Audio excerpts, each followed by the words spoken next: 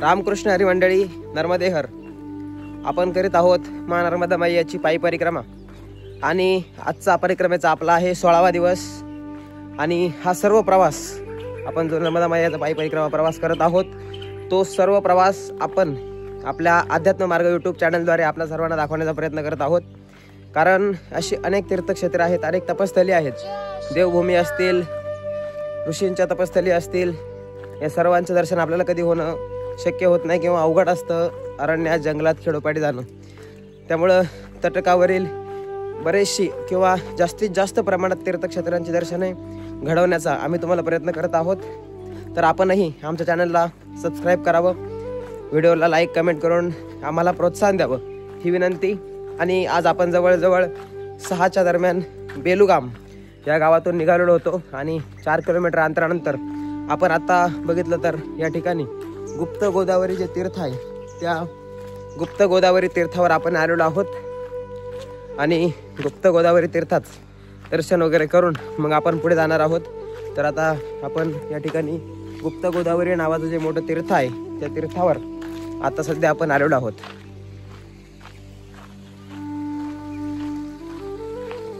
परिक्रमा मार्गात बेलूगामच्या पुढे 4 किलोमीटर आल्यानंतर गुप्त गोदावरी हे तीर्थ आपल्याला लागतं.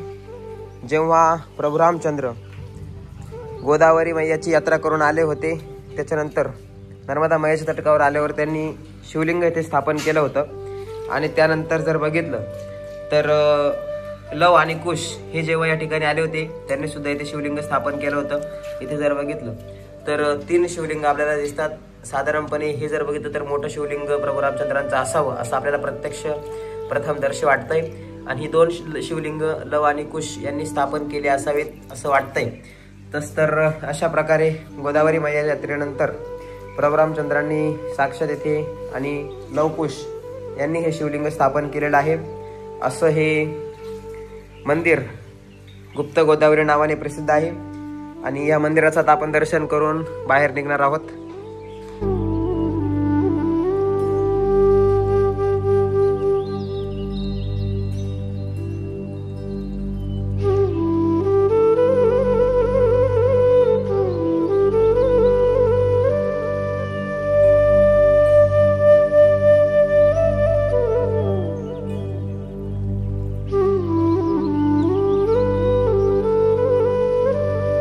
इथे गुप्त गोदावरीच्या बाहेरच आपण बघितलं तर इतर वेळेस आपल्याला गोमुख दिसतं, परंतु इथे गोमुख आणि वाघमुख सुद्धा आहे.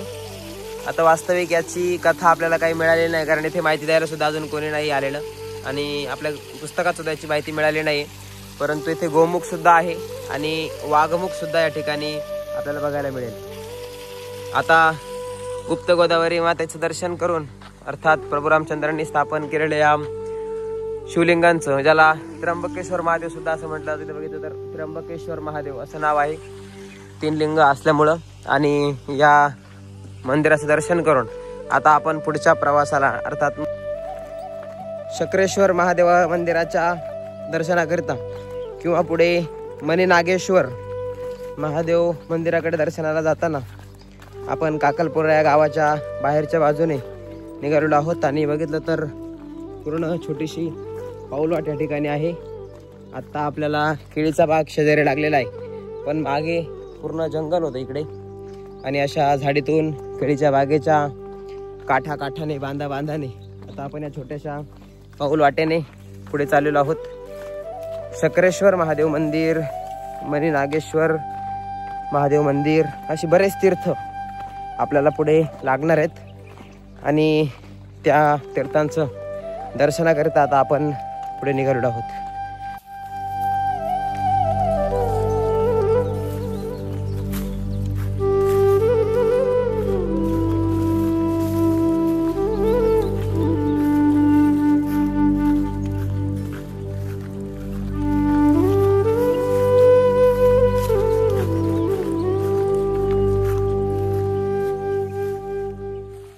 आता आपण आलेलो आहोत वडवणा गावामध्ये शुक्रेश्वर महादेव मंदिर येथे.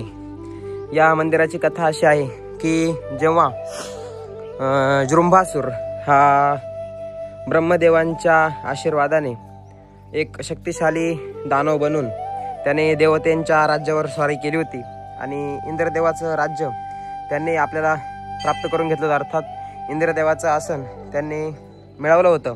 तेव्हा ते राज्य पुन्हा मिळवण्याकरता आणि त्याच्याशी लढण्याकरता, अर्थात जृंभासुराशी लढण्याकरिता जी शक्ती हवी होती ती शक्ती प्राप्त करण्यासाठी, सर्व सिद्धींना सिद्धियुक्त बनवण्यासाठी या ठिकाणी इंद्रदेवतेने तपश्चर्या केली होती। या ठिकाणी आपण बघितलं तर नर्मदा मैयाचं पात्र ही एकदम पात्राच्या नजीक हे मंदिर आहे आणि इंद्रदेवालाच शक्र, अर्थात शक्र म्हणजे शक्तिशाली विजेता असा त्याचा अर्थ होतो आणि इंद्रदेवतेला शक्र असं म्हटलं जातं, म्हणून इंद्रदेवतेची तपश्चर्या भूमी म्हणून शक्रेश्वर असं नाव या महादेवाच्या मंदिराला पडलेलं आहे।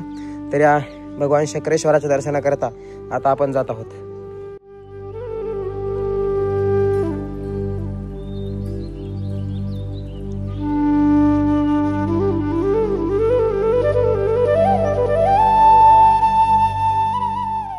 शक्रतीर्थ अर्थात शक्रेश्वर भगवंताच्या दर्शनानंतर आपण आलेलो आहोत मारुतीधाम।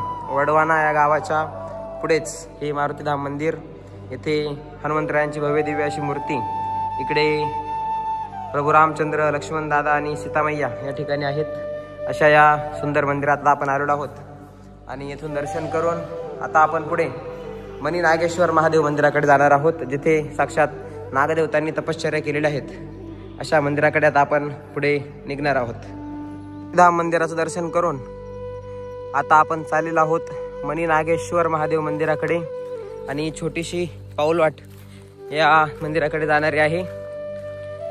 या मंदिराची कथा जर बघितली तर असा उल्लेख आहे की कश्यप ऋषी यांच्या 2 पत्न्या, एक विनता आणि दुसरी कद्रू माता, या दोघींमध्ये असा वाद निर्माण झाला की जो समुद्र मंथरामध्ये सापडलेला उच्चैःश्रवा नावाचा जो घोडा आहे, जो इंद्राचं वाहन असं म्हटलं जातं किंवा देवलोकामध्ये तो जो घोडा आहे, तो घोडा नेमका कोणत्या कलरचा आहे, अर्थात कोणत्या रंगाचा आहे, तर विनता मातेचं असं म्हणणं होतं की हा घोडा पांढरा शुभ्र असा आहे आणि कद्रू मातेचं असं म्हणणं होतं की हा जो घोडा आहे तो घोडा काळ्या कलरचा आहे।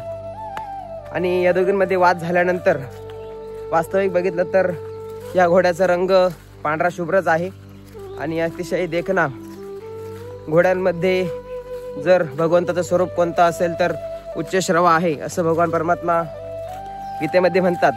आणि अशा या घोड्यावरून वाद झाल्यानंतर कद्रू मातेने आपलं म्हणणं खरं करण्याकरिता आपले जे पुत्र आहेत नागदेवता यांना सांगितलं की आपण हा जो उच्चैःश्रवा घोडा आहे या घोड्याला लपेटून त्याचा रंग काळा बनवावा, परंतु सर्व नागराजांनी ही मागणी अमान्य केली आणि असं करण्यासाठी नकार दिल्यानंतर त्या सर्व नागराजांना कद्रू मातेने शाप दिला की आपण सर्वजण जे अग्नी आहे त्या अग्नीमध्ये जळून भस्म व्हाल। आणि या शापाने पीडित झाल्यानंतर सर्व नागराजांनी या ठिकाणी जे स्थळ आहे मनी नागेश्वर मंदिर, याच ठिकाणी भगवान शिवजींची आराधना केली, तपश्चर्या केली। आणि या तपश्चर्येच्या वेळी आपण जर बघितलं तर या छोट्याशा पावलाटीने आपण आता तिकडे चाललेलो आहोत आणि या तपश्चर्येच्या वेळी त्यांनी जे लिंग स्थापन केलं त्या लिंगाला मनी नागेश्वर किंवा नागेश्वर हनुमान मंदिर असं म्हटलं जातं, कारण या ठिकाणी नागराजांनी शिवजींची तपश्चर्या केली होती आणि नर्मदा मैयाच्या तटकावरच अगदी जवळच हे मंदिर आहे। आणि या मंदिरामध्ये अर्थात मनी नागेश्वर मंदिरामध्ये आता आपण आलेलो आहोत। पुढे जर बघितलं तर हा जो परिसर दिसतोय हा मनी नागेश्वर महादेव मंदिराचा परिसर आहे आणि या ठिकाणी मनी नागेश्वर महादेवाच्या दर्शनाकरता आपण जात आहोत। तर चला जाऊया मनी नागेश्वर भगवंताच्या दर्शनाकरता। अगदी सुंदर आणि नर्मदा मैयाचं पात्र इकडं आहे।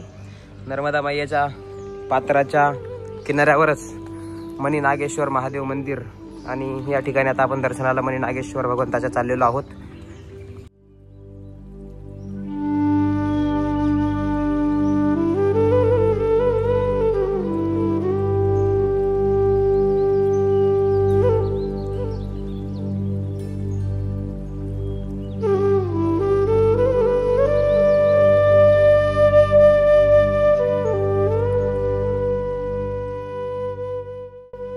भालोद या गावात आता आपण मणिनागेश्वर महादेवाचं दर्शन करून आलेलो आहोत आणि श्री मोक्षनाथ महादेव असं या भालोदमधील महादेव मंदिराचं नाव आहे आणि नावाप्रमाणेच दर्शनाने मोक्षप्राप्ती करून देणारा हा शंकरजी भगवंताचा प्रदेश हे ठिकाण, या ठिकाणी आता आपण दर्शनाला चाललेलो आहोत.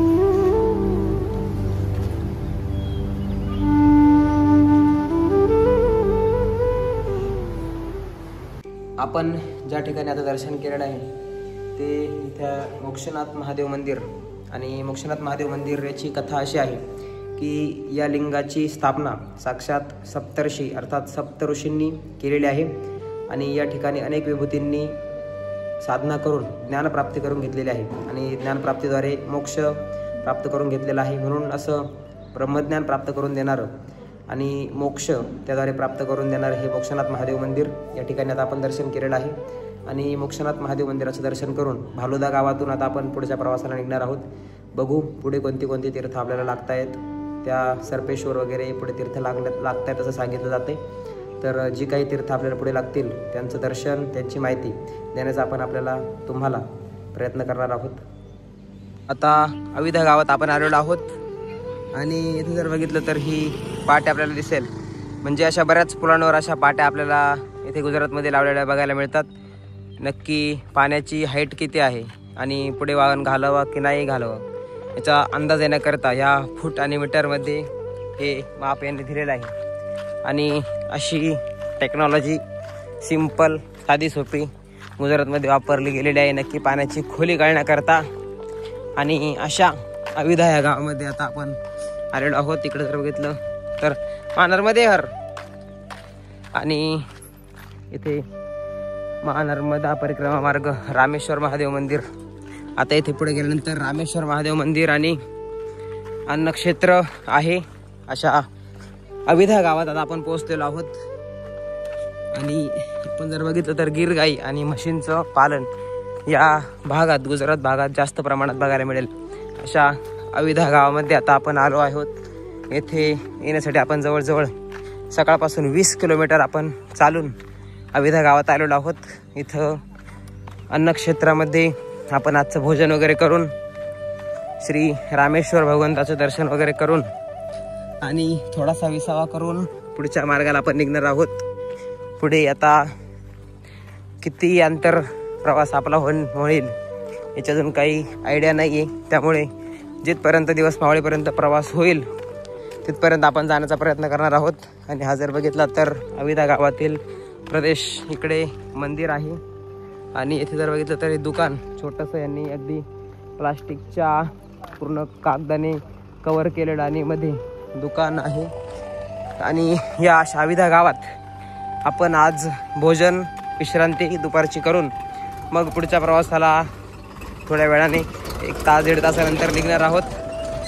तर आता जाऊन प्रभूंचं दर्शनानंतर भोजन, म्हणजे भोजनाची जर व्यवस्था तिथे असेल तर पण असेल अशी माहिती आपल्याला दिलेली आहे. त्यामुळे तिथे भोजन वगैरे करून मग पुढच्या प्रवासाला आपण विश्रांती करून निघणार आहोत.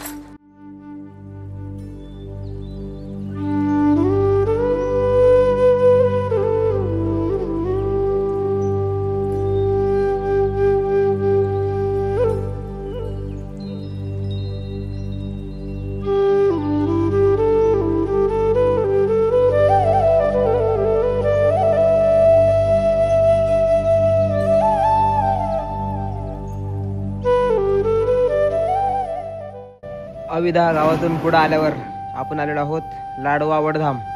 येथे श्री जगन्नाथ महाराजांचं मंदिर आहे. आपण जे जगन्नाथपुरीला जगन्नाथाचं दर्शन घेतो अगदी त्याचप्रमाणे हे जगन्नाथाची मूर्ती आणि जगन्नाथाचं तीर्थक्षेत्र या ठिकाणी आहे लाडवावड गावात. त्याचं आत्ता आपण दर्शन घेत आहोत. आणि इथून बाहेर आल्यावर इथेच लगेच बाहेर इकडे कुशमेश्वर महादेव मंदिर आहे, जे अतिशय प्राचीन शिवलिंग या ठिकाणी आहे. पुरातन शिवलिंग हे कुशमेश्वर महादेवाचं आहे. या ठिकाणी आपण आता आलेलो आहोत. हे आहे कुशमेश्वर महादेवाचं शिवलिंग, अतिशय प्राचीन शिवलिंग आहे. लाडला आवड येथे आपण आता आहोत आणि आपल्याला कोण भेटले बघायचंय का? हे बघा, नाना पाटेकर आपल्याला भेटलेले आहेत. साक्षात नाना पाटेकर यांची कॉपी म्हणायला अडचण नाही, अगदी हुबेहूब येवल्याचे नाना पाटेकर आहेत ते. आणि नाना पाटेकरांची हुबेहूब कॉपी असलेले आपले येवल्याचे नाना पाटेकर यांची आपल्याला लाडलावडे भेट झालेली आहे. तसे बऱ्याच दिवसापासून आपली आधीमध्ये भेट होत होती, परंतु म्हटलं आज आपण तुम्हाला दाखवावे असे हे आपले येवल्याचे, महाराष्ट्रातले तर आहेच, परंतु येवल्याचे आपल्या जवळचेच नाना पाटेकर आपल्याला भेटलेले आहेत. अभिचे वडील अभि फोटोग्राफर येवला, फोटोग्राफर अभि आडनाव भावसार, अभि भावसार फोटोग्राफर येवला. एक रील स्टार टाईप ते आहेत, एक चांगले फॉलोअर्स वगैरे त्यांचे इंस्टाग्रामवर आहेत.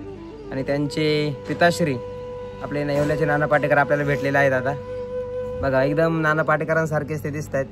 हुबेहूब दुसरी फोटोकॉपी येते नाना पाटेकरांची, तर ते आपल्याला आज भेटलेले आहेत. दोपहर का भोजन करके और झगड़िया मड़ी गांव से आगे होते हुए हम अभी चले हैं केली के बाग से. हमें ये पगडंडी बताई गई है. देखो ये छोटी छोटी पगडंडी आपको दिख रही होगी. खेती के बांध से, खेतों में से हम अभी चले हैं और आप हमको देख रहे हैं. ये पगडंडी मतलब हमारी मराठी भाषा में पाऊलवाट अशी पाऊलवाट.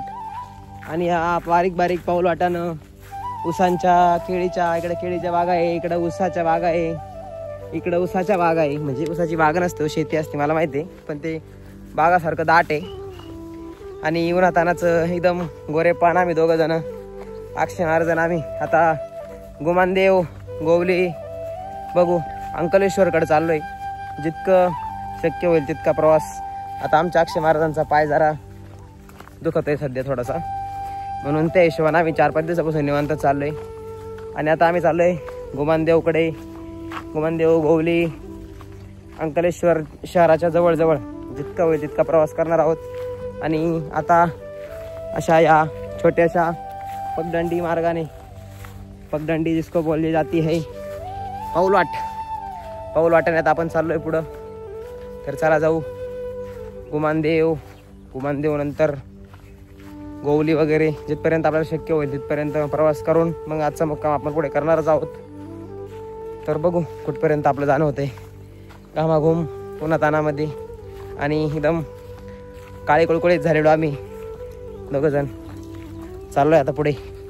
पगडंडी से, हाँ पगडंडी है ये, देखो पगडंडी. दुधेश्वर, व्याघ्रेश्वर आणि सर्पेश्वर महादेवाचे दर्शन वगैरे करून आता आपण पुढे प्रवास करत आलेलो आहोत. गुमानू देवनू मंदिर इथे लिहिलेलं आहे, आपण बघू शकतो पुढे. गुमानू देवनू मंदिर, गुमानदेव हनुमंतरायांचं मंदिर या ठिकाणी इकडे मागे आहे. आणि त्या मंदिरात हनुमंतरायांचं दर्शन वगैरे करून मग आपण पुढच्या गोवली या गावामध्ये, पंचमुखी हनुमान मंदिर गोवली या ठिकाणी आता आपण जाणार आहोत. तर आपण या ठिकाणी गुमानदेव हनुमंतरायांचं दर्शन करण्याकरता इकडे आपण निघालेलो आहोत.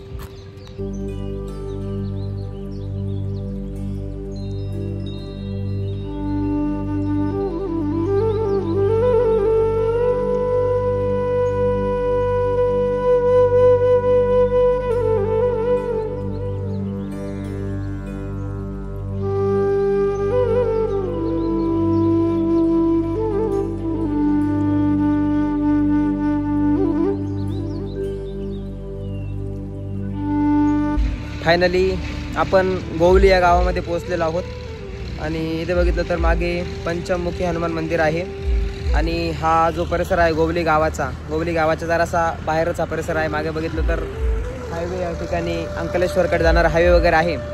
आणि इकडे आपली राहण्याची व्यवस्था आणि इकडे पंचमुखी महादेव हनुमंताचं मंदिर आहे. तर आज याच ठिकाणी आपण जेवण वगैरे करून आणि विश्रांती आजचा मुक्काम आपण याच ठिकाणी करणार आहोत. आणि उद्याचा 17वा दिवस आपला असणार आहे. आपण अंकलेश्वरकडे उद्या निघणार आहोत.